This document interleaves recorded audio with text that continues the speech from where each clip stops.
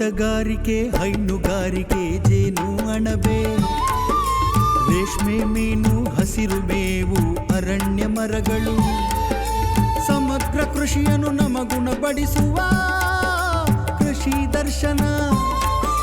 ಕೃಷಿ ದರ್ಶನ, ಕೃಷಿ ದರ್ಶನ, ಓಹೋ ಕೃಷಿ ದರ್ಶನ.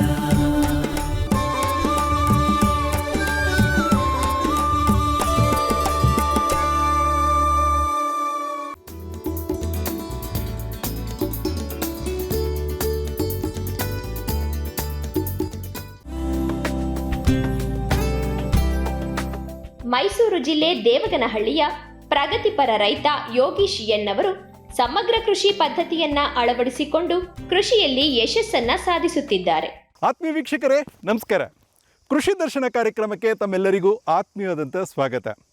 ಸ್ನೇಹಿತರೆ, ಇಂದಿನ ಕೃಷಿ ದರ್ಶನ ಕಾರ್ಯಕ್ರಮದಲ್ಲಿ ಮೈಸೂರು ಜಿಲ್ಲೆ ಮೈಸೂರು ತಾಲೂಕಿನ ದೇವಗಹಳ್ಳಿಯಲ್ಲಿರುವಂತಹ ಪ್ರಗತಿಪರ ರೈತರು. ಇವರು ವಿದ್ಯಾಭ್ಯಾಸವನ್ನು ಮಾಡೋದ್ರ ಜೊತೆಗೆ ವೃತ್ತಿಯನ್ನು ಅವಲಂಬಿಸಿದ್ರೂ ಸಹ ಪ್ರವೃತ್ತಿಯಲ್ಲ, ಅದನ್ನೂ ವೃತ್ತಿಯಾಗಿ ವ್ಯವಸಾಯದಲ್ಲಿ ಯಶಸ್ವಿಯನ್ನು ಕಂಡಿರುವಂಥವರು. ಅವ್ರು ಯಾರೂ ಅಲ್ಲ, ಯೋಗೇಶ್ ಅವರು. ಬನ್ನಿ ಅವ್ರನ್ನ ಮಾತನಾಡ್ಸೋಣ.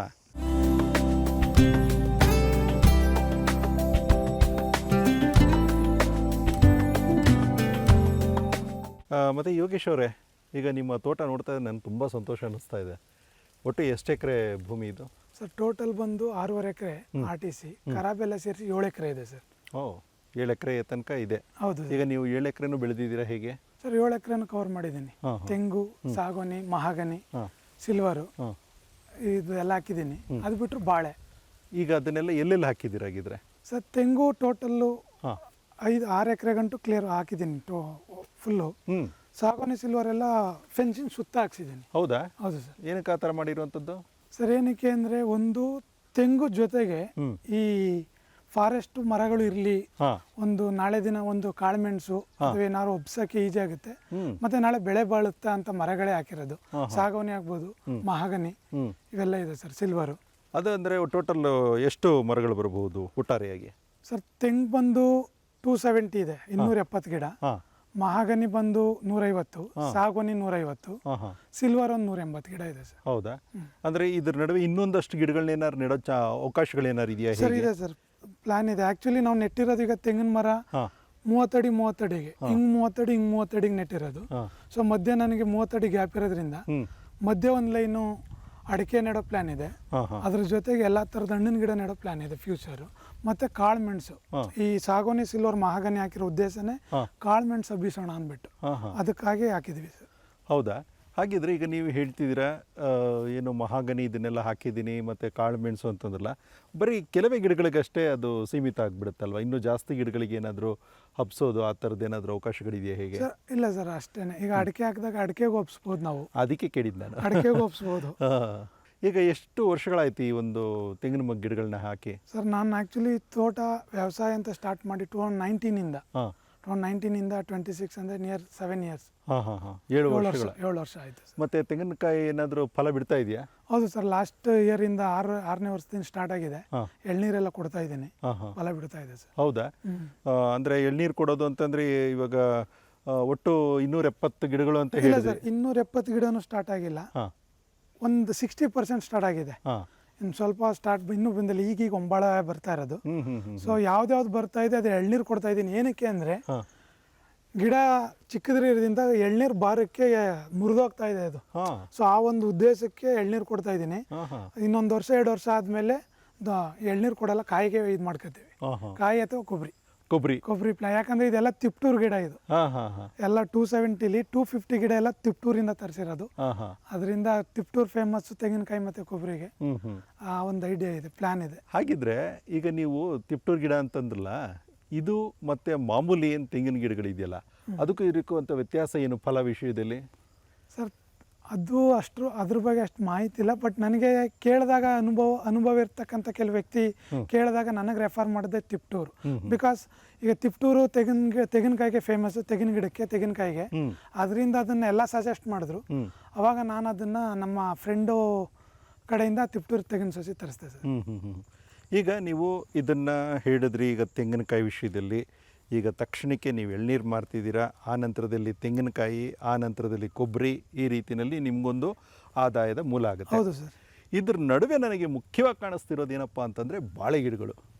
ನೋಡೋದಕ್ಕೆ ಒಂಥರ ಖುಷಿ ಅನ್ನಿಸ್ತಿದೆ. ಯಾಕೆ ಅಂತಂದರೆ ಎಲ್ಲೋ ಒಂಥರ ನನಗೆ ಹಸಿರು ಮಂಟಪಕ್ಕೆ ಬಂದಿದ್ದೀನೇನೋ ಅನ್ನೋ ಥರ ಅನ್ನಿಸ್ತಾ ಇದೆ. ಇಲ್ಲ ಸರ್, ಆ್ಯಕ್ಚುಲಿ ಬಾಳೆನ ತೆಂಗಿನ ಮಧ್ಯೆ ಹಾಕಿದ್ರೆ ತೆಂಗಿನ ಗಿಡಕ್ಕೆ ಲಾಭ ಇದೆ. ಯಾಕಂದರೆ ಬಾಳೆ ತುಂಬ ನೀರನ್ನ ಹಿಡಿದಿಟ್ಗಳ ಒಂದು ಗಿಡ ಅದು. ಅದರಿಂದ ತೆಂಗಿನ ಸೊಸೆಗೆ ಎಫೆಕ್ಟ್ ಆಗಲ್ಲ. ಎಂಥ ಬೇಸಿಗೆಯಲ್ಲಿ ಬಾಳೆ ಹಾಕೋದ್ರಿಂದ ತೆಂಗಿನ ಗಿಡಕ್ಕೆ ಸಾಕಾದಷ್ಟು ನೀರು ಸಿಗುತ್ತೆ. ಆ ಉದ್ದೇಶದಿಂದ ಒಂದು ತೆಂಗಿನ ಮಧ್ಯೆ ಬಾಳೆ ಹಾಕೋದ್ರಿಂದ ಒಂದು ಆದಾಯ, ಇನ್ನೊಂದು ತೆಂಗಿನ ಗಿಡಕ್ಕೆ ಅಡ್ವಾಂಟೇಜ್ ಇದೆ, ನೀರಿನ ಸೌಲಭ್ಯ ಚೆನ್ನಾಗಿರುತ್ತೆ. ಆ ಒಂದು ಉದ್ದೇಶದಿಂದ ನಾನು ಎಲ್ಲದಕ್ಕೂ ಬಾಳೆ ಹಾಕಿದ್ದೀವಿ. ಮತ್ತೆ ಇದು ವಾರ್ಷಿಕ ಬೆಳೆ ಆಗಿರೋದ್ರಿಂದ ನಮಗೆ ಖರ್ಚಿದೆ, ಬಟ್ ಆದರೆ ಜಾಸ್ತಿ ಉಳುಮೆ ಇಲ್ಲ, ಜಾಸ್ತಿ ಆಳುಗಳು ತಗೊಳ್ಳಲ್ಲ ಕೆಲಸಕ್ಕೆ. ನಾವು ಎಲ್ಲ ಡ್ರಿಪ್ ಮಾಡಿದೀನಿ, ಎಷ್ಟು ಬೇಕಷ್ಟು ಗೊಬ್ಬರ ಹಾಕತ್ತೀವಿ, ನಾವೇ ನೋಡ್ಕೋತೀವಿ. ನಮ್ಮ ತಂದೆ, ನಮ್ಮ ಮಾವ ಇದ್ದಾರೆ, ನಮ್ಮ ತಾಯಿ ಅವ್ರು ನೋಡ್ಕೋತಾರೆ, ನಮ್ಮ ಅತ್ತೆ ಅವರು. ಆ ರೀತಿ ಇದೆ.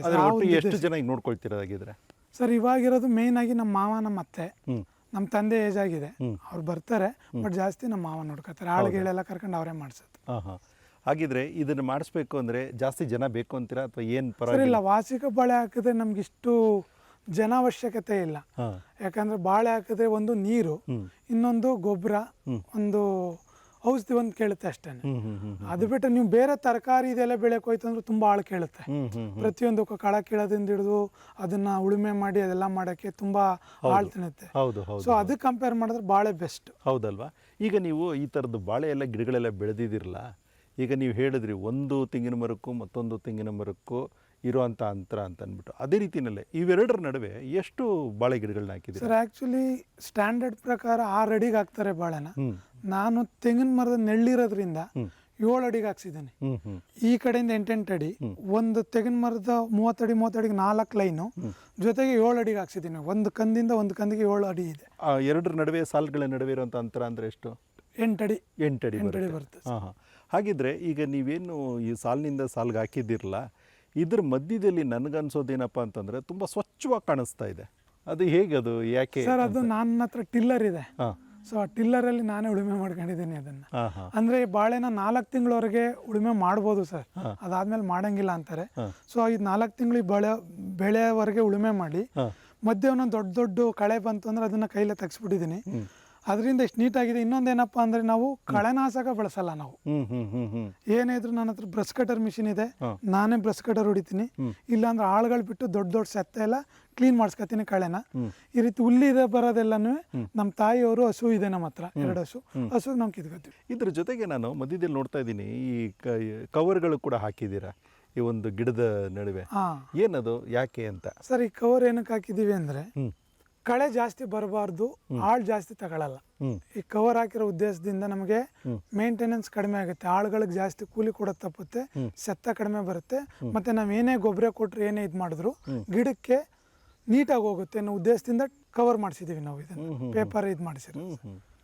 ಮತ್ತೆ ಈಗ ನೀರೆಲ್ಲ ಇದಕ್ಕೆ ಹೇಗೆ ಕೊಡ್ತಿರೋದಕ್ಕೆ? ಸರ್ ಡ್ರಿಪ್ ಆಗೈತೆ, ಕವರ್ ಒಳಗಡೆ ಒಂದು ಡ್ರಿಪ್ ಪೈಪ್ ಹೋಗೈತೆ ನೋಡಿ, ಡ್ರಿಪ್ ಮುಖಾಂತರ ನೀರು ಹೋಗುತ್ತೆ ಸರ್. ಈಗ ಈ ತರ ಏನು ಡ್ರಿಪ್ ಇದಕ್ಕೆ ವ್ಯವಸ್ಥೆ ಮಾಡಿದಿರಲ್ಲ, ಅಂದ್ರೆ ಈ ಒಂದು ಹನಿ ನೀರಾವರಿ. ಎಸ್ ಸರ್, ಹನಿ ನೀರಾವರಿ. ಇದಕ್ಕೆ ಈಗ ಸಾಮಾನ್ಯವಾಗಿ ಗೊಬ್ಬರ ಅನ್ನೋದು ತುಂಬಾ ಮುಖ್ಯ ಆಗುತ್ತೆ. ಅದಕ್ಕೆ ಗೊಬ್ಬರ ಎಲ್ಲ ಹೇಗೆ ಮಾಡ್ಕೊಳ್ತೀರಾ, ಹೇಗೆ? ಸರ್ ನಾವು ಒಂದು ಅರ್ಧನ ನಾವು ಜೈವಿಕ ಅಂದ್ರೆ ನಮ್ಮ ದನಿನ ತೊಪ್ಪೆ ಗೊಬ್ಬರ, ತಿಪ್ಪೆ ಗೊಬ್ಬರ ಯೂಸ್ ಮಾಡಿದ್ರೆ, ಇನ್ನು ಅರ್ಧ ನಾವು ರಾಸಾಯನಿಕ ಅಂದ್ರೆ ಕೆಮಿಕಲ್ ಇದನ್ನ ಫರ್ಟಿಲೈಸರ್ ಯೂಸ್ ಮಾಡೋದು. ಅದನ್ನ ನಾವು ಇದ್ರ ಮುಖಾಂತರ ಡ್ರಿಪ್ ಮುಖಾಂತರ ವಾಟರ್ ಸೌಲಬಲ್ ಏನು ಗೊಬ್ಬರ ಬರುತ್ತೆ ಅದನ್ನ ನಾವು ಡ್ರಿಪ್ ಮುಖಾಂತರ ಹಾಕ್ತೀವಿ ಸರ್. ಇಲ್ಲಿ ನೀರಿನ ವ್ಯವಸ್ಥೆ ಹೇಗಿದೆ? ಚೆನ್ನಾಗಿದೆ ಸರ್. ಅಂದ್ರೆ ನೀರನ್ನು ಒಂದು ಬೋರ್ವೆಲ್ ಇದೆ, ಸೊ ಎಲ್ಲ ಡ್ರಿಪ್ ಮಾಡಿರೋದ್ರಿಂದ ಚೆನ್ನಾಗಿ ಬರ್ತಾ ಇದೆ, ಏನು ತೊಂದರೆ ಇಲ್ಲ ಸರ್. ಇನ್ನೊಂದು ಬೋರ್ ಹೊಡಿಸೋ ಪ್ಲಾನ್ ಇದೆ, ಯಾಕಂದ್ರೆ ಬೇಸಿಗೆ ಟೈಮ್ ತುಂಬಾ ಇದಾಗೋದ್ರಿಂದ ಇನ್ನೊಂದು ಬೋರ್ ಪ್ಲಾನ್ ಮಾಡಿದ್ದೀನಿ, ಅದನ್ನು ಮೇಲ್ಗಡೆ ಒಂದು ಬೋರ್ ಹೊಡಿಸ್ಬೇಕು ಸರ್. ಈಗ ಅದಕ್ಕೆಲ್ಲ ನೀವು ಹೇಳಿದ್ರಲ್ಲ, ನಿಮ್ಮ ಹತ್ರ ಏನಾದರೂ ಈ ನೀರು ಸಂಗ್ರಹಣೆ ಮಾಡೋದಕ್ಕೋಸ್ಕರ ತೊಟ್ಟಿ ವ್ಯವಸ್ಥೆ ಏನಾದರೂ ಮಾಡ್ಕೊಂಡಿದ್ದೀರಾ, ಹೇಗೆ? ಇಲ್ಲ ಸರ್, ಆ ರೀತಿ ಏನು ತೊಟ್ಟಿ ವ್ಯವಸ್ಥೆ ಏನಿಲ್ಲ. ನಮಗೆ ನೀರಿನ ಈ ಭಾಗ ಬಂದು ನಮಗೆ ಜಮೀನು ಈ ಭಾಗ ನೀರಿನ ಅಲೆ ಚೆನ್ನಾಗಿದೆ, ನೀರು ಯಾವುದೇ ಕಾರಣಕ್ಕೂ ಕಡಿಮೆ ಆಗಲ್ಲ. ಯಾವುದೇ ಬೇಸಿಗೆಲೂ ಏನಿದೆ ನೀರು ಅಷ್ಟು ನೀರು ಬರ್ತಾ ಇದೆ, ಸೊ ತೊಂದರೆ ಏನಿಲ್ಲ ಸರ್ ಸದ್ಯಕ್ಕೆ. ಇವಾಗ ಈ ಥರ ಎಲ್ಲ ಹಾಕಿದಿರಲ್ಲ, ಈ ಗಿಡಗಳಿಗೆ ನೀವು ಏನಾದರೂ ರೋಗಗಳು ಬರುವಂಥದ್ದು ಅಂಥದ್ದೇನಾದರೂ ಇಲ್ಲಿ ಆ ಥರ ಆಗಿದೆಯಾ, ಹೇಗೆ ಅಂತ? ಸರ್ ಇಲ್ಲ, ರೋಗಗಳು ಬರುತ್ತೆ. ಈಗ ತೆಂಗುಗೆ ಕೆಲವೊಂದು ರೋಗಗಳು ಬಂದು ಒಂದೆರಡು ಗಿಡ ಹೋಯ್ತು. ಸೊ ಅವಾಗ ನಾನು ಬೇರೆಯವ್ರು ವಿಚಾರಿಸಿದಾಗ ಅವರು ಕೆಲವೊಂದು ಇದು ಹೇಳಿದ್ರು, ತಿಪ್ಪೆ ಗೊಬ್ಬರ ಹಾಕಿ, ಬೇವಿನ ಹಿಂಡಿ ಹಾಕಿ, ಆ ರೀತಿ ಹೇಳಿದಾಗ ಅದೆಲ್ಲ ಹಾಕಿ ಒಂದೆರಡು ಗಿಡ ಕಾಪಾಡ್ಕೊಂಡೆ. ಅದು ಬಿಟ್ಟರೆ ಬಾಳೆಗಳಿಗೆ ರೋಗ ಬರುತ್ತೆ, ಇದಕ್ಕೆಲ್ಲ ಕೆಮಿಕಲ್ ಎಲ್ಲ ಇದು ಮಾಡಿ ರಾಸಾಯನಿಕ ಗೊಬ್ಬರನೇ ಯೂಸ್ ಮಾಡಬೇಕು, ಅದು ಇದ್ರಾಗ ಹೋಗಲ್ಲ ಸರ್. ಆ ಥರ ಇದ್ದಾಗ ಈಗ ಬಾಳೆ ಗಿಡಕ್ಕೆ ಬಂದಿದ್ದು ತೆಂಗಿನ ಮರಕ್ಕೆ ಬಂದಿದ್ದು ಬಾಳೆ ಗಿಡಕ್ಕೆ, ಈ ಥರದ್ದು ಏನಾದರೂ ರೋಗಗಳು ಹರಡುವಂಥ ಅವಕಾಶಗಳು ಏನಾದ್ರು ಇತ್ತು? ಸರ್ ಇಲ್ಲ, ಆ ರೀತಿ ಇಲ್ಲ. ಬಾಳೆಗೆ ಬರೋದು ತೆಂಗಿಗೆ ಬರೋದು ಬಾಳೆಗೆ ಅದು ಕಡಿಮೆ, ಆ ರೀತಿ ರೋಗಗಳು ಬರಲ್ಲ ಸರ್. ಬಾಳೆಗೆ ಬಂದರೆ ಬಾಳೆಗೆ ಬುತ್ತ ಹೋಗುತ್ತೆ ಸರ್. ಆಲ್ಮೋಸ್ಟ್ ನನಗೆ ತಿಳಿದಿರೋ ಪ್ರಕಾರ, ನಾನು ಕೇಳಿರೋ ಪ್ರಕಾರ ತೆಂಗಿನ ಮರಕ್ಕೆ ರೋಗ ಕಡಿಮೆ. ಇವಾಗ ನೋಡಿ ಆ ಬೆಳಿದು ಮತ್ತೆ ವೈಟ್ ನುಸಿ ನೋಣ ಅಂತ ಬರುತ್ತಲ್ಲ, ಅದು ಬೇಸಿಗೆಯಲ್ಲಿ ಜಾಸ್ತಿ ಇರುತ್ತೆ. ಮಳೆ ಬರ್ತಾ ಮಳೆ ಜಾಸ್ತಿ ಆಯ್ತಿದಂಗೆ ಅದು ಹೋಗುತ್ತೆ. ಅದು ಬಿಟ್ರೆ ಬೇರೆ ಯಾವುದೋ ರೀತಿ ರೋಗ ತೆಂಗಿಗೆ ರೇರು ಸರ್, ಆ ರೀತಿ ರೋಗ ಬರೋದು, ಆ ರೀತಿ ರೋಗ ಯಾವುದೂ ಇಲ್ಲ. ಮತ್ತೆ ಈಗ ಈ ಬೆಳೆ ಈಗೇನು ಬಾಳೆ ಗಿಡ ಹಾಕಿದಿರಲ್ಲ, ಇದು ಯಾವ ಉದ್ದೇಶಕ್ಕೋಸ್ಕರ ಇದನ್ನು ನೀವು ಹಾಕಿದ್ದು ಸರ್? ಒಂದು ನಾನು ಮೊದಲು ಹೇಳ್ದಂಗೆ ತೆಂಗಿನ ಮರಕ್ಕೆ ನೀರು ಬೇಕು. ಬಾಳೆ ನೀರನ್ನು ಶೇಖರಣೆ ಮಾಡೋಷ್ಟು ಗಿಡ ಅದು, ಅಂದರೆ ತುಂಬ ಶೇಖರಣೆ ಕೇಳುತ್ತೆ ನೀರನ್ನ. ಆ ನೀರನ್ನ ಶೇಖರಣೆ ಮಾಡೋದ್ರಿಂದ ತೆಂಗಿನಿಗೆ ನೀರು ಎಚ್ಚೆತ್ತವಾಗಿ ಸಿಗುತ್ತೆ ಅನ್ನೋ ಉದ್ದೇಶಕ್ಕೆ ತೆಂಗಿನ ಮರದ ಮಧ್ಯದಲ್ಲೆಲ್ಲ ಬಾಳೆ ಹಾಕಿದೀವಿ ನಾವು. ಒಟ್ಟಾರೆ ಎಷ್ಟು ಗಿಡಗಳು ಕುಳಿತಿದೆ ಈ ಒಂದು ಸರ್ ಬಾಳೆ ಗಿಡನ? ಸರ್ ಬಾಳೆ ಗಿಡ ಟೋಟಲ್ ಇವಾಗ ನಾನು ಹಾಕಿರೋದು 3 ಬ್ಯಾಚ್ ಮಾಡಿದ್ದೀನಿ. ಒಂದು ಬ್ಯಾಚಲ್ಲಿ 2000, ಒಂದು ಬ್ಯಾಚಲ್ಲಿ 700, ಇನ್ನೊಂದು ಬ್ಯಾಚಲ್ಲಿ 800 ಗಿಡ ಹಾಕಿದೆ. ಒಟ್ಟು ಅಷ್ಟನ್ನು ನೀವು ಹಾಕೊಂಡಿದ್ದೀರಾ? ಹೌದು ಸರ್.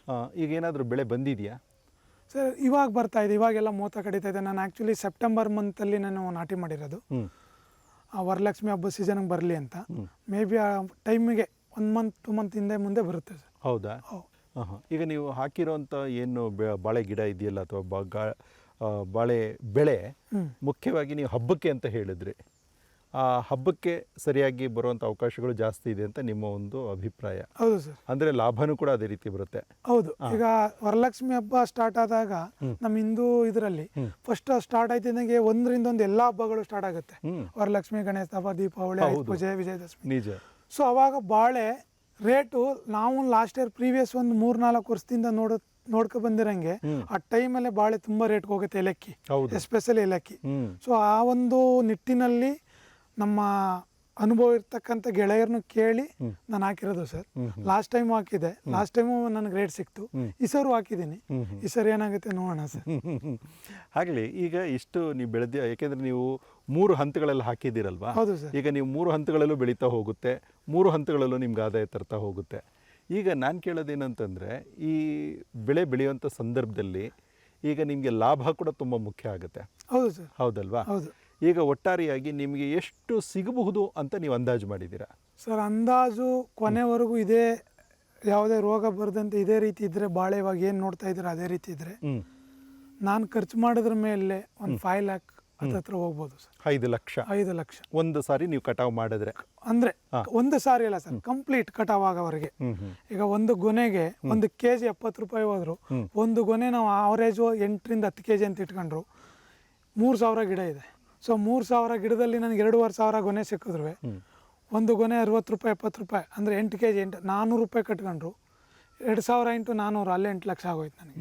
ನಾನು ಅದೆಲ್ಲ ಬಿಟ್ಟು 5 ಲಕ್ಷ ಸಿಕ್ಕಿದ್ರು ಓಕೆ ಅನ್ನೋ ರೀತಿಯಲ್ಲಿ ಒಂದು ಅಂದಾಜು ಹಾಕ್ತಾ ಅಂದಾಜು. ಈಗ ಈ ರೀತಿಯಲ್ಲಿ ಒಂದ್ಸಾರಿ ನೀವು ಬೆಳೆ ಬೆಳಿತೀರಾ, ಅದಾದ ನಂತರದಲ್ಲಿ ಮತ್ತೆ ಎಷ್ಟು ದಿವಸಕ್ಕೆ ನಿಮಗೆ ಆ ಬೆಳೆ ಸಿಗುವಂಥದ್ದು? ಈಗಿರೋ ಬೆಳೆ ಚೆನ್ನಾಗಿದ್ರೆ ಮರು ಬೆಳೆ ಇನ್ನೊಂದು ಬೆಳೆ ಇದನ್ನೇ ಬಿಟ್ಕೋತೀವಿ. ಇನ್ ಕೇಸ್ ರೋಗ ಏನಾದ್ರು ಬಂತು ಅಂದ್ರೆ ಇದನ್ನ ಕಂಪ್ಲೀಟ್ ತೆಗೆದ್ಬಿಟ್ಟು ಬೇರೆ ಖಾಲಿ ಇರೋ ಭೂಮಿಗೆ ಮತ್ತೆ ಬೇರೆ ಹಾಕ್ತೀನಿ, ಇದೇ ಭೂಮಿ ಬೇರೆ ಹಾಕ್ತೀನಿ. ಬಾಳೆ ಹಾಕಲ್ಲ, ಬೇರೆ ತರಕಾರಿ, ಕುಂಬಳನೋ, MC, ಎಳವನ, ಸುನಾಮಿ ಈ ರೀತಿ ಬೆಳಿತೀವಿ. ಅದು ಬಿಟ್ಟು ಬೇರೆ ಏನು ತರಕಾರಿ ಬೆಳೆಯೋಕ್ಕಾಗಲ್ಲ ಸರ್. ಇವು 4 ಮಾತ್ರ ಬೆಳಿಬೋದು. ಏನಕ್ಕಪ್ಪ ಅಂದ್ರೆ ತೆಂಗಿನ ಮರ ನೆರಳಿರೋದ್ರಿಂದ ತರಕಾರಿಗಳು ಅಷ್ಟು ಬಿಸಿಲಿಲ್ಲದೆ ಇರೋ ಕಾರಣ ತರಕಾರಿ ಬರಲ್ಲ ಸರ್. ಬಂದರೆ ಒಂದು ಅರಿಶಿನ ಬೆಳಿಬೋದು, ಬಾಳೆ, ಇವೆರಡನ್ನ ನೆರಳಲ್ಲಿ ಬೆಳೆಯುವಂಥ ಬೆಳೆಗಳು. ಒಬ್ಬ ಯುವಕರಾಗಿ ನೀವು ಒಬ್ಬ ಡಿಪ್ಲೊಮೊ ಕಂಪ್ಯೂಟರ್ ಸೈನ್ಸ್ ಮಾಡಿದರೂ ಸಹ ನೀವು ಅದನ್ನು ಒಂದು ಬದಿಗೆ ಇಟ್ಕೊಂಡು ವ್ಯವಸಾಯ ತುಂಬ ಮುಖ್ಯವಾಗಿದೆ, ಇದರಲ್ಲಿ ತುಂಬ ಚೆನ್ನಾಗಿ ಆದಾಯ ಬರುತ್ತೆ ಅಂತಂದ್ಬಿಟ್ಟು ಬೇರೆಯವ್ರಿಗೆ ಮಾದರಿಯಾಗಿದ್ದೀರ ನೀವು. ಹಾಗಾಗಿ ಇದೇ ರೀತಿಯಲ್ಲಿ ಎಷ್ಟೋ ಜನದ ಹತ್ರ, ಅಂದರೆ ನಾನು ಹೇಳ್ತಿರೋವಂಥದ್ದು ಇಲ್ಲದೇ ಇರೋರ ಬಗ್ಗೆ ಮಾತಾಡ್ತಿಲ್ಲ ನಾನು, ಭೂಮಿ ಇರುತ್ತೆ ಸುಮ್ಮನೆ ಕೂತಿರ್ತಾರೆ ಅಂಥವರು ಈ ರೀತಿಯಲ್ಲಿ ಇದ್ಕೊಂಡು ಒಂದಿಷ್ಟು ಕೆಲಸ ಮಾಡಿದ್ರೆ ನಾವು ಖಂಡಿತವಾಗ್ಲೂ ಒಂದಷ್ಟು ಹಣವನ್ನು ಸಂಪಾದನೆ ಮಾಡೋದಕ್ಕೆ ಅವಕಾಶಗಳಿದೆ ಅಂತ ತಾವು ಹೇಳ್ತಾ ಇದ್ದೀರಾ. ಹೌದು ಸರ್. ಹಾಗಿದ್ರೆ ಮುಂದಿನ ದಿನಗಳಲ್ಲಿ ನಿಮ್ಮ ಯೋಜನೆ ಅಂದರೆ ಈ ರೀತಿ ಮಾಡಿದ್ರೆ ನನ್ನ ಒಂದು ಜೀವನ ತುಂಬ ಚೆನ್ನಾಗಿರುತ್ತೆ ಅಂತ ಅನ್ನೋದು ಹೇಗಿರುತ್ತೆ, ಹೇಗೆ ಹೇಳ್ತೀರಾ? ಈಗ ನೋಡಿ, ನಾವು ಒಂದು ಏಜ್ ಅಂದರೆ ಈಗಿನ ಒಂದು ಜನ್ರೇಷನ್ ಪೀಳಿಗೆ ಏನಿದೆ, ನಾವೆಲ್ಲ ಒಂದು 50 ವರ್ಷ ಕೆಲಸ ಮಾಡಿದ್ರೆ ಹೆಚ್ಚು ಸರ್. ಬಿಕಾಸ್ ಆಫ್ ಆಹಾರ ಪದ್ಧತಿ ಹಂಗಿದೆ ಇವಾಗ. ಹೌದು ಹೌದು ಹೌದು. ನಮ್ಮ ತಂದೆಯವರು 80 ವರ್ಷ ಇನ್ನೂ ಗಟ್ಟಿಯಾಗಿದ್ದಾರೆ, ನಾವು ಅಲ್ಲಿ ಗಂಟ ಮಾಡೋಕ್ಕಾಗಲ್ಲ. ಸೊ ಆದ್ದರಿಂದ ನಾನು ಈಗ ನೋಡಿ, ನನಗೆ ಇವಾಗ 35 ಇಯರ್ಸು. ನಾನು 50 ವರ್ಷಕ್ಕೆ ಹೋಗಂಟ ನನ್ನ ಮಗ 25 ವರ್ಷದ ಮಗ ಬರ್ತಾನೆ. ಹೌದು. ನಾನು 50 ವರ್ಷ ಆಗಷ್ಟಲ್ಲಿ ನಾನು ಅಂದ್ಕೊಂಡ ಥರ ತೋಟ ಮಾಡ್ಕೊಂಡ್ರೆ ನನಗೆ ಅದರಲ್ಲೇ ವರ್ಷಕ್ಕೆ ಹೆಂಗೆ ಹೋದ್ರು ಸರ್ 8 ರಿಂದ 10 ಲಕ್ಷ ಆದಾಯ ಬರುತ್ತೆ. ಈ ಅಡಿಕೆ ಅಂತ ಹೇಳಿದ್ನಲ್ಲ, ತೆಂಗು ಅಂತ ಹೇಳಿ, ತೆಂಗಲ್ಲೇ ನನಗೆ 5 ಲಕ್ಷ ಆದಾಯ ಬರುತ್ತೆ. ಈಗ 270 ಮರದಲ್ಲೇ ಎಲ್ಲ ಮರನೂ ಫಸಲು ಕೊಡಂಗಾಯ್ತು ಅಂದರೆ ಅದರಲ್ಲೇ ಈಗಿನ ಒಂದು ಕ್ಯಾಲ್ಕುಲೇಷನ್ ಹಾಕೊಂಡ್ರೆ 5 ಲಕ್ಷ ಆದಾಯ ಬರುತ್ತೆ. ಅದ್ರ ಜೊತೆ ನಾನು ಪರ್ಯಾಯ ಬೆಳೆಗಳು ಹೇಳಿದೆ, ಹಣ್ಣಿನ ಗಿಡಗಳು, ಅಡಿಕೆ, ಮೆಣಸಾಕ್ತೀನಿ ಅಂತ ಹೇಳಿದೆ. ಇದೆಲ್ಲ ಮಾಡ್ಕೊಂಡು ಜೊತೆಗೆ ನನಗೆ ಬೇಕಾದಷ್ಟು ಏನು ಬೇಕು ಅದನ್ನು ಬೆಳ್ಕೊಂಡ್ರೆ ನನಗೆ ಆದಾಯ ಖಂಡಿತ ಇದೆ ಸರ್. ಅದರಲ್ಲಿ ಯಾವುದೇ ರೀತಿ ಮೋಸ ಇಲ್ಲ, ಇದೆ ಆದಾಯ. ಹಾಗಿದ್ರೆ ನಿಮ್ಮ ರೀತಿಯಲ್ಲೇ ಎಷ್ಟೋ ಜನ ಅನ್ಕೋತಿದ್ದಾರೆ, ಈಗ ನಿಮ್ಮ ಕಾರ್ಯಕ್ರಮ ನೋಡಿದ್ಮೇಲೆ ಅವ್ರಿಗೂ ಅನಿಸಿರ್ಬೋದು, ಹೌದಲ್ವ ನಾನು ಯಾಕೆ ಈ ಥರ ಮಾಡಬಾರ್ದು ಅಂತ. ಅಂಥವ್ರಿಗೆ ಯಾವ ರೀತಿ ಮಾಡಿದ್ರೆ ಅವ್ರು ಲಾಭ ಆಗ್ಬೋದು ಅಂತ ತಾವು ಹೇಳ್ತೀರಾ? ಸರ್, ನಾನು ಯಾವ ರೀತಿ ಹೇಳ್ತೀನಿ ಅಂದರೆ, ಯಾವುದೇ ಯುವಕರಾಗಲಿ ಒಂದು ಆದಾಯದ ಮೂಲ ಇರಬೇಕು. ನೀವು ಕೆಲಸ ಮಾಡ್ತಿದ್ರೆ, ನಿಮಗೆ ಜಮೀನು ಇದ್ದರೆ ಕೆಲಸ ಬಿಡಿ ಅಂತ ನಾನು ಹೇಳಲ್ಲ. ಕೆಲಸದ ಜೊತೆ ವ್ಯವಸಾಯನೂ ಒಂದು ಆದಾಯ ಬರೋ ರೀತಿ ಅಥವಾ ಒಂದು ವೃತ್ತಿ ರೀತಿ ಮಾಡ್ಕೊಂಡು ಕಾನ್ಫಿಡೆಂಟು, ಒಂದು ಇಂಟ್ರೆಸ್ಟಿಂದ, ಒಂದು ನಂಬಿಕೆಯಿಂದ ಕೆಲಸ ಮಾಡಿದ್ರೆ ಭೂಮಿ ತಾಯಿ ಯಾವುದೇ ಕಾರಣಕ್ಕೂ ಮೋಸ ಮಾಡಲ್ಲ. ನಾವು ಅದನ್ನು ಕೆಲಸ ಮಾಡಬೇಕು. ಒಂದು ಇನ್ನೊಂದು, ಕಂಪ್ನಿಲಿ ನಮ್ಮನ್ನು, ಖಾಸಗಿ ಕಂಪ್ನಿ ಆಗ್ಬೋದು, ಏನೇ ಆಗ್ಬೋದು, ಅಲ್ಲಿಂದ ನಮ್ಮನ್ನು ತೆಗೆದ್ರೂ ಇದಂತೂ ನಮ್ಮ ಮೋಸ ಮಾಡಲ್ಲ. ಇದು ಪರ್ಮನೆಂಟ್, ಅದು ಟೆಂಪ್ರವರಿ. ಈಗ ಗೌರ್ಮೆಂಟ್ ಜಾಬ್ ಆದರೂ ಸರ್ 60 ವರ್ಷ ಅಲ್ಲಿ ಸರ್ವಿಸು, ಅದಾದಮೇಲೆ ಏನು ಮಾಡ್ತೀವಿ, ಭೂಮಿ ಇದ್ದರೆ ನಾನು 70 ವರ್ಷ ಇದ್ರೂ ನಾನು ದುಡಿಬೋದು. ಸೊ ಎಲ್ರಿಗೆ ಹೇಳೋದೇನು ಅಂದರೆ, ನಾನು ಮುಂದಿನ ಯುವಕರಿಗೆ ವ್ಯವಸಾಯನೂ ಒಂದು ವೃತ್ತಿಯಾಗಿ ಮಾಡಿ. ಯಾಕಂದರೆ ವ್ಯವಸಾಯ ಮಾಡೋದ್ರಿಂದ ನಾವು ಇಡೀ ದೇಶಕ್ಕೆ ಅನ್ನ ಕೊಡ್ಬೋದು, ಊರಿಗೆ ಅನ್ನ ಕೊಡ್ಬೋದು, ನಾವು ನೆಮ್ಮದಿಯಾಗಿರ್ಬೋದು. ವ್ಯವಸಾಯ ಈಗ ಹಿಂದಿನ ಕಾಲದವರು ಬುದ್ಧಿವಂತರು ಎಲ್ಲ ಹೇಳ್ತಾರೆ, ರೈತನೇ ದೇಶದ ಬೆನ್ನೆಲುಬು ಅಂತ ಹೇಳ್ತಾರೆ, ಅದು ಸತ್ಯ. ಬಟ್ ಅದನ್ನು ನಾನು ಅಳವಡಿಸ್ಕೊಳ್ಳಿ, ಯಾವುದೇ ಕಾರಣಕ್ಕೂ ಇರೋ ಭೂಮಿನ ಕಳ್ಕೋಬೇಡಿ, ವ್ಯವಸಾಯವಾಗಿ ವೃತ್ತಿ ಇದು ಮಾಡ್ಕೊಳ್ಳಿ. ಅದು ಒಂದು ಭಾಗವಾಗಿ ನಿಮ್ಗೆ ಆದಾಯ ಕೊಡುತ್ತೆ, ನೆಮ್ಮದಿ ಇದೆ. ಪ್ರಕೃತಿ, ಜಮೀನಿನಲ್ಲಿ, ತೋಟದಲ್ಲಿ ನೆಮ್ಮದಿ ಇದೆ. ಇದನ್ನು ನಾನು ಹೇಳೋಕ್ಕೆ ಇಷ್ಟಪಡ್ತೀನಿ. ನೋಡಿದ್ರಲ್ಲ ವೀಕ್ಷಕರೇ, ಒಟ್ಟಿನಲ್ಲಿ ಕಷ್ಟಪಟ್ಟು ಯಾವುದೇ ರೀತಿಯಾದಂತಹ ವ್ಯವಸಾಯವನ್ನು ಮಾಡಿದ್ರೂ ಸಹ ಅದು ನಿಮ್ಮನ್ನು ಖಂಡಿತವಾಗ್ಲೂ ಕೈ ಹಿಡಿಯುತ್ತೆ ಅನ್ನೋದಕ್ಕೆ ಯೋಗೇಶ್ ಅವರು ಮಾಡ್ತಿರುವಂತಹ ಪ್ರಯತ್ನವೇ ಉದಾಹರಣೆಯಾಗಿದೆ. ಹಾಗಾಗಿ ಇಂತಹ ಪ್ರಯತ್ನವನ್ನು ನೀವು ಕೂಡ ಮಾಡ್ಬೋದು. ಇದುವರೆಗೂ ಹೆಚ್ಚಿನ ಮಾಹಿತಿಯನ್ನು ನೀಡಿದಂಥ ಯೋಗೇಶ್ ಅವರಿಗೆ ತಮ್ಮೆಲ್ಲರ ನಾನು ಧನ್ಯವಾದಗಳನ್ನು ಮತ್ತು ದೂರದರ್ಶನದ ಪರವಾಗಿ ಅವ್ರಿಗೆ ಧನ್ಯವಾದಗಳನ್ನ ಅರ್ಪಿಸ್ತಾ ಇದ್ದೇನೆ. ನಮಸ್ಕಾರ.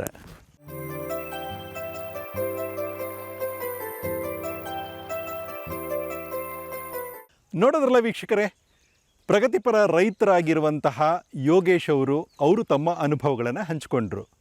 ಅದೇ ರೀತಿಯಲ್ಲೇ ಕೃಷಿ ವಿಜ್ಞಾನಿಗಳು ಸಹ ಯಾವ ರೀತಿಯ ಮಾಹಿತಿಯನ್ನು ನೀಡ್ತಾ ಇದ್ದಾರೆ ಅನ್ನೋದನ್ನು ನೋಡೋಣ ಈಗ.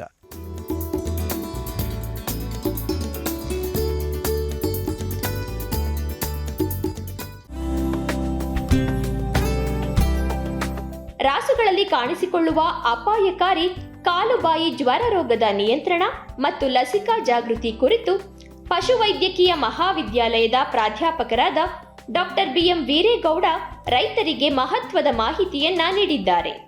ನೋಡಿ, ಕಾಲುಬಾಯಿ ಜ್ವರ ಅತ್ಯಂತ ಹಳೆಯದಾದ ಒಂದು ಕಾಯಿಲೆ. ಇದನ್ನು ಗೆರಸಲು ಗಾಳೆಮ್ಮ ಅಂತ ಕೂಡ ಕರೀತಾರೆ ಅದನ್ನು.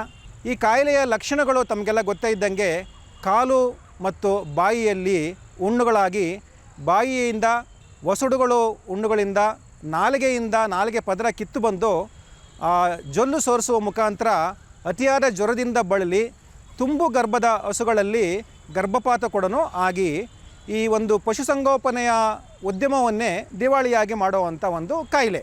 ನೋಡಿ, ಈ ಕಾಯಿಲೆಗೆ ಯಾವುದೇ ನಿರ್ದಿಷ್ಟವಾದ ಚಿಕಿತ್ಸೆ ಅನ್ನೋದಿಲ್ಲ. ಇದೊಂದು ವೈರಾಣುವಿಂದ ಬರುವಂಥ ಕಾಯಿಲೆ ಇದು. ಹಾಗಾಗಿ ಕಾಯಿಲೆ ಬರೋಕ್ಕೆ ಮೊದಲು ಚಿಕಿತ್ಸೆ ಇಲ್ಲ ಅಂತ ಗೊತ್ತಾದ ಮೇಲೆ ಇದಕ್ಕೆ ಮುಂಜಾಗ್ರತೆಯಾಗಿ ತಾವುಗಳೆಲ್ಲ ಲಸಿಕೆಯನ್ನು ಹಾಕ್ಸ್ಕೊಳ್ಬೇಕಾಗಿ ತಮ್ಮಲ್ಲಿ ವಿನಂತಿ. ನೋಡಿ, ಈ ಲಸಿಕಾ ಕಾರ್ಯಕ್ರಮವು ಇಡೀ ಭಾರತಾದ್ಯಂತ ಹಾಗೂ ನಮ್ಮ ಕರ್ನಾಟಕ ರಾಜ್ಯದಲ್ಲಿ ಏಪ್ರಿಲ್ 22ನೇ ತಾರೀಕಿನಲ್ಲಿ ಶುರುವಾಗಿದೆ. ಮೇ 23ರವರೆಗೂ ಕೂಡ ಈ ಒಂದು ಕಾರ್ಯಕ್ರಮ ಏಕಕಾಲದಲ್ಲಿ ರಾಜ್ಯದ ಎಲ್ಲ ಪಶುಪಾಲನಾ ಮತ್ತು ಪಶುವೈದ್ಯ ಸೇವಾ ಇಲಾಖೆಯ ಪಶು ಚಿಕಿತ್ಸಾಲಯಗಳಲ್ಲಿ, ಪಶು ಆಸ್ಪತ್ರೆಗಳಲ್ಲಿ ಎಲ್ಲ ಅರ್ಹ ಜಾನುವಾರುಗಳಿಗೆ ಅಂದರೆ 3.5 ತಿಂಗಳ ಮೇಲ್ಪಟ್ಟ ದನ, ಎಮ್ಮೆ, ಹಂದಿಗಳಿಗೆ ಉಚಿತವಾಗಿ ಮತ್ತು ಕಡ್ಡಾಯವಾಗಿ ಈ ಲಸಿಕೆಯನ್ನು ತಮ್ಮ ಮನೆ ಬಾಗಿಲಿಗೆ ಬಂದು ಸರ್ಕಾರದಿಂದ ಕೊಡ್ತಾ ಇದ್ದೀವಿ ನಾವು. ರೈತ ಬಾಂಧವರು ಇದನ್ನು ಯಾವುದೇ ರೀತಿಯಲ್ಲಿ ಅಸಡ್ಡೆ ತೋರಿಸದೆ ಎಲ್ಲ ತಮ್ಮ ಜಾನುವಾರುಗಳಿಗೆ ಈ ಲಸಿಕೆಯನ್ನು ಸ್ವೀಕಾರ ಮಾಡಬೇಕು. ಮತ್ತೊಂದು ವಿಶೇಷ ಏನಪ್ಪ ಅಂತಂದರೆ, ಈ ಲಸಿಕೆಯನ್ನು ನೀವು ಈಗಾಗಲೇ 5 ಸತಿ 6 ಸತಿ ಕೆಲವರು 10 ಸತಿ ಕೂಡ ನೀವು ಲಸಿಕೆಯನ್ನು ನಿಮ್ಮ ಹಸುವಿಗೆ ಹಾಕ್ಸಿರ್ತೀರ. ತಮ್ಮಿಂದ ಒಂದು ಸರ್ವೇ ಸಾಮಾನ್ಯವಾದ ದೂರು, ಸರ್ ನಮ್ಮ ಹಸುವಿಗೆ ಈಗಾಗಲೇ ನಾವು 5 ಸತಿ ಲಸಿಕೆ ಹಾಕ್ಸಿದ್ದೀವಿ, ಆದರೂ ಮತ್ತೆ ಯಾಕೆ ಈ ಕಾಯಿಲೆ ಬರ್ತಾ ಇದೆ ನಮ್ಮೂರಲ್ಲಿ? ಕಾರಣ ಇಷ್ಟೇ, ನಿಮ್ಮ ಊರಲ್ಲಿರೋವಂಥ 100 ರಾಸುಗಳಿದ್ದರೆ ಎಲ್ಲ 100 ರಾಸುಗಳು 3 ತಿಂಗಳ ಮೇಲ್ಪಟ್ಟಿದ್ರವು ಎಲ್ಲ ಹಸುಗಳಿಗೂ, ಎಲ್ಲ ಎಮ್ಮೆಗಳಿಗೂ ಅಥವಾ ಎಲ್ಲ ಹಂದಿಗಳಿಗೂ ಈ ಲಸಿಕೆಯನ್ನು ನೀವು ನೀಡಲೇಬೇಕಾಗುತ್ತೆ ಕಡ್ಡಾಯವಾಗಿ. ಯಾವುದೇ ಒಂದು ರಾಸುವಿಗೆ ಅಥವಾ ಹಸುವಿಗೆ ಅದರಿಂದ ಒಂದಿಷ್ಟು ಹಾಲು ಕಡಿಮೆ ಆಗ್ಬೋದು, ಅಥವಾ ನಾಳೆ ದಿವಸ ನಾನು ನೇಗಿಲು ಕಟ್ಟಬೇಕು, ಹೊಲ ಉಳಬೇಕು, ಇಲ್ಲ ಗಾಡಿ ತೊಗೊಂಡೆಲ್ಲ ಹೋಗಬೇಕು, ಬಂಡಿ ಹೊಡ್ಕೊಂಡು ಹೋಗಬೇಕು, ಅದಕ್ಕೇನೋ ಒಂದಿಷ್ಟು ಸೌಮ್ಯವಾಗಿ ಜ್ವರ ಬರ್ದಂಗೆ ಆಗುತ್ತೆ 1-2 ದಿವಸದಲ್ಲಿ ಲಸಿಕೆ ಹಾಕಿದ ಮೇಲೆ ಅಂತ ನೀವು ನೆಪ ಒಡ್ಡಿ ಯಾವುದಕ್ಕೆ ಒಂದು ರಾಸುವಿಗೆ ಲಸಿಕೆ ಸ್ವೀಕಾರ ಮಾಡಲಿಲ್ಲ ಅನ್ನೋದಾದರೆ, ಆ ಲಸಿಕೆ ಹಾಕದೇ ಇರೋ ರಾಸುವಿನಿಂದ ಮತ್ತೊಂದು ಲಸಿಕೆ ಹಾಕಿರೋ ರಾಸು ಕೂಡ ಈ ಕಾಯಿಲೆ ಬಂದು ನಮ್ಮ ಲಸಿಕಾ ಕಾರ್ಯಕ್ರಮದ ಉದ್ದೇಶನೇ ವಿಫಲವಾಗ್ತದೆ. ಅದಕ್ಕೆ ರೈತ ಬಾಂಧವರೇ, ನಿಮ್ಮಲ್ಲಿಗೆ ನಾವು ಬೆಳಗ್ಗೆ 6:30ಯಿಂದ 7 ಗಂಟೆ ಒಳಗಡೆ ನಿಮ್ಮ ಮನೆಗೆ ಬಾಗಿಲಿಗೆ ಬಂದಾಗ ಕೇವಲ 2 ಗಂಟೆ ಅವಧಿಯಲ್ಲಿ ಈ ಲಸಿಕಾ ಕಾರ್ಯಕ್ರಮನ ನೀವು ಮುಗಿಸ್ಕೊಡ್ಬೇಕು. 5 ನಿಮಿಷ ಬಂದೇ ತಡಿ ಸಾರ್ ಅಂತ ಸತಾಯಿಸೋದಾಗಲಿ, ಈ ಗರ್ಭ ಇದೆ ಹಸುವಿಗೆ ನಾವು ಲಸಿಕೆ ಹಾಕ್ಸಲ್ಲ ಅಂತಲ್ಲ ಆಗಲಿ, ಯಾವುದೇ ಒಂದು ನೆಪವನ್ನು ತಾವು ಒಡ್ಡಬಾರ್ದು. ಕಾರಣ ಇಷ್ಟೇ, ಈ ಲಸಿಕೆಯು ತಾಪಮಾನಕ್ಕೆ ಇದು ತಾಗುವುದಿಲ್ಲ. ಬಿಸಿಲಿನ ತಾಪಮಾನಕ್ಕೆ ಈ ಲಸಿಕೆಯನ್ನು ನಾವು ತೋರಿಸಿದಾಗ ಲಸಿಕೆಯಲ್ಲಿರುವ ರಕ್ಷಣಾ ಅಂಶವು ನಾಶವಾಗುತ್ತದೆ. ಹಂಗಾಗಿ ನಾವು ಲಸಿಕೆ ಕೊಟ್ಟರೂ ಕೂಡ ನಿಮ್ಮ ರಾಸುಗಳಲ್ಲಿ ಸದೃಢವಾದ ರೋಗ ನಿರೋಧಕ ಶಕ್ತಿ ಉತ್ಪತ್ತಿ ಮಾಡದೇ ಇದ್ದಾಗ ನೀವು 10 ಸತಿ ಹಾಕಿದ್ರೂ ಅಷ್ಟೇ, 15 ಸತಿ ಹಾಕಿದ್ರೂ ಅಷ್ಟೇ, ಆ ರಾಸುಗಳಲ್ಲಿ ರೋಗ ನಿರೋಧಕ ಶಕ್ತಿ ಬರೋಕ್ಕೆ ಸಾಧ್ಯ ಇಲ್ಲ. ಇನ್ನು ಎರಡನೇದು, ಈ ಲಸಿಕೆಯು ಉತ್ಪಾದನಾ ಸ್ಥಳದಿಂದ ಹಿಡಿದು ನಿಮ್ಮ ರಾಸುವಿಗೆ ಮೈಗೆ ಸಿರಿಂಜ್ ಮುಖಾಂತರ ನಾವು ಕೊಡಲ್ವರೆಗೂ ಶೀತಲೀಕರಣದಲ್ಲೇ ನಾವು ತೊಗೊಂಡು ಬಂದಿರ್ತೀವಿ. ಆ ಐಸ್ ಬಾಕ್ಸು ಅಥವಾ ಐಸ್ ಕೂಲಿಂಗ್ ಕ್ಯಾರಿಯರ್ ಮುಖಾಂತರ ತೊಗೊಂಬಂದಾಗ ನೀವು ಸತಾಯಿಸಬಾರ್ದು, ತಡ ಮಾಡಬಾರ್ದು. ಬಂದ ತಕ್ಷಣ 2 ಗಂಟೆ ಅವಧಿ ಒಳಗಡೆಗೆ ಈ ಲಸಿಕೆಯನ್ನು ತಾವು ಎಲ್ಲ ಅರ್ಹ ಜಾನುವಾರುಗಳಿಗೆ, ತಮ್ಮ ಜಾನುವಾರುಗಳಿಗೂ ಹಾಕ್ಸ್ಬೇಕು, ತಮ್ಮ ಊರಿನಲ್ಲಿರೋ ಎಲ್ಲ ಜಾನುವಾರುಗಳಿಗೂ ಹಾಕ್ಸ್ಕೊಂಡು ನಮ್ಮನ್ನು ಬೇರೆ ಊರಿಗೆ ತಾವು ಕಳಿಸ್ಕೊಡ್ಬೇಕು. ಮತ್ತೊಂದು ವಿಶೇಷವಾದ ಅಂಶ ಏನಪ್ಪ ಅಂತಂದರೆ, ಲಸಿಕೆ ಹಾಕಿದ ಜಾಗದಲ್ಲಿ ಊತ ಬರ್ತದೆ ಅಂತ ಅಂದ್ಬಿಟ್ಟು ತಾವು ಲಸಿಕೆ ಸ್ವೀಕಾರ ಮಾಡ್ದೇ ಇರ್ಬೋದು.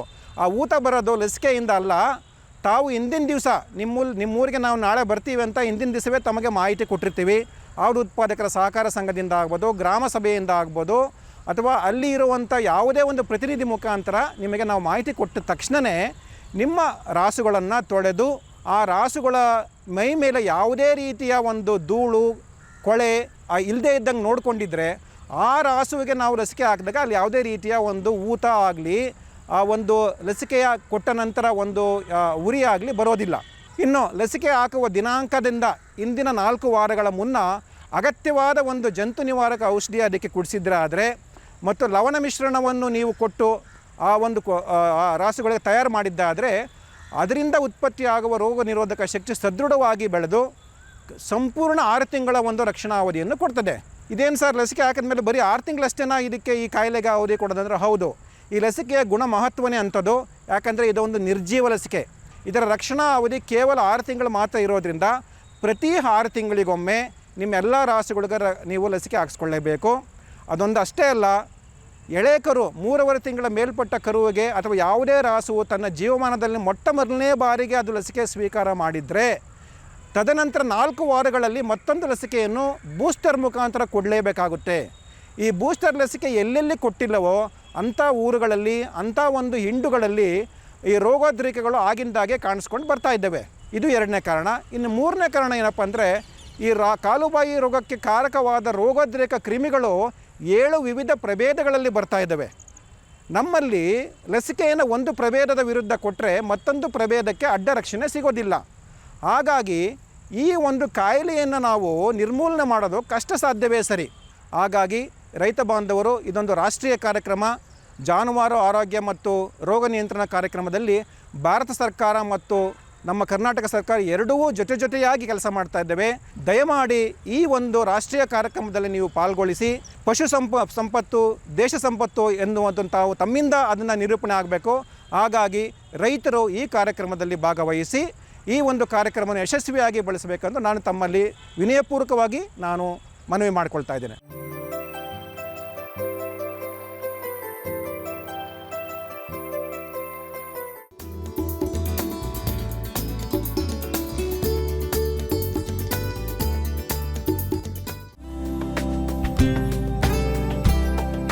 ಇತ್ತೀಚೆಗೆ ಚಿಕ್ಕಬಳ್ಳಾಪುರ ಜಿಲ್ಲೆಯಲ್ಲಿ ಸಮತೋಲನ ರಸಗೊಬ್ಬರ ಬಳಕೆ ಮತ್ತು ಮಣ್ಣಿನ ಸಾರತ್ವದ ಮಹತ್ವ ಕುರಿತು ರೈತರಲ್ಲಿ ಅರಿವು ಮೂಡಿಸುವ ಉದ್ದೇಶದಿಂದ ವಿಶೇಷ ಕೃಷಿ ಜಾಗೃತಿ ಕಾರ್ಯಕ್ರಮ ನಡೆಯಿತು.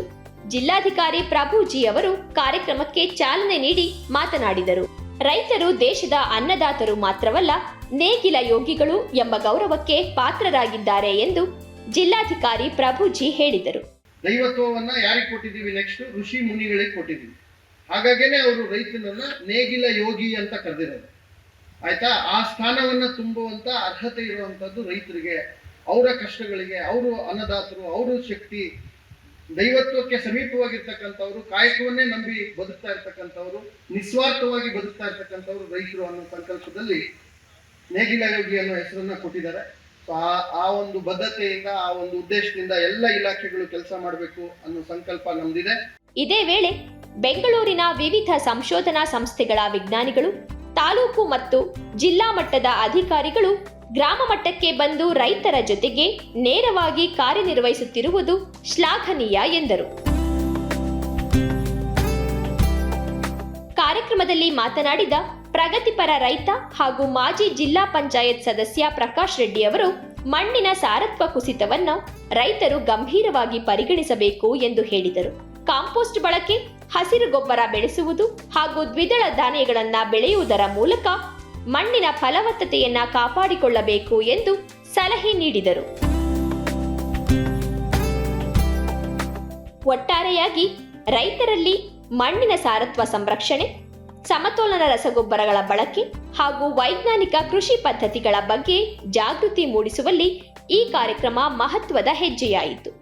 ನೋಡಿದ್ರಲ್ಲ ವೀಕ್ಷಕರೇ, ಇದುವರೆಗೂ ಪ್ರಗತಿಪರ ರೈತರಾಗಿರುವಂಥವರು ಮೈಸೂರು ಜಿಲ್ಲೆ ಮೈಸೂರು ತಾಲೂಕಿನ ದೇವಗಹಳ್ಳಿಯ ಪ್ರಗತಿಪರ ರೈತರು ಯೋಗೇಶ್ ಅವರು ನೀಡಿದಂಥ ಮಾಹಿತಿ, ಅದರ ಜೊತೆಗೆ ಕೃಷಿ ವಿಜ್ಞಾನಿಗಳು ನೀಡಿದಂತಹ ಮಾಹಿತಿಯನ್ನು ಇದೇ ರೀತಿಯಲ್ಲೇ ಮತ್ತೆ ಮುಂದಿನ ಕೃಷಿ ದರ್ಶನ ಕಾರ್ಯಕ್ರಮದಲ್ಲಿ ಮತ್ತಷ್ಟು ವಿಷಯಗಳೊಂದಿಗೆ ನಿಮ್ಮೊಂದಿಗೆ ನಾನು ಬರ್ತಾ ಇದ್ದೇನೆ.